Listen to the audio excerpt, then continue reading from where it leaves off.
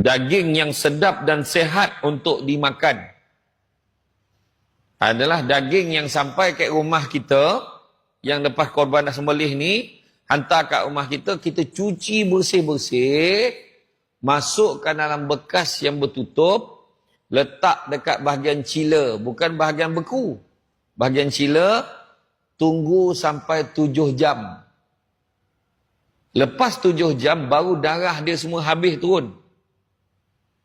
Kemudian baru kita cuci sekali lagi, masak. Itulah yang terbaik menurut kajian yang dibuat oleh Jawatan Agama Islam Negeri Sembilan dan juga veterina.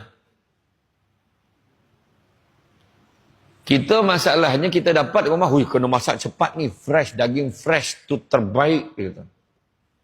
Kita tak sadar, dalam tu darah tak habis keluar lagi. Dalam Islam, darah adalah najis. Bila kita makan daging dengan tahap tu sebab banyak penyakit. Ada pula tu daging tu yang jenis yang saraf dia tu bergerak lagi. Kan?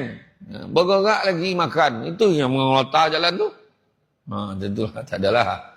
Kalau nampak orang menginjil kan dituduh. Tu mesti makan daging hidup tu tak. Maksudnya saya tu tadi, menurut kajian veterina, tunggu 7 jam baru elok. Lepas tu cuci lagi kan. Cuci lagi, bersih lah. Itu yang terbaik lepas 7 jam.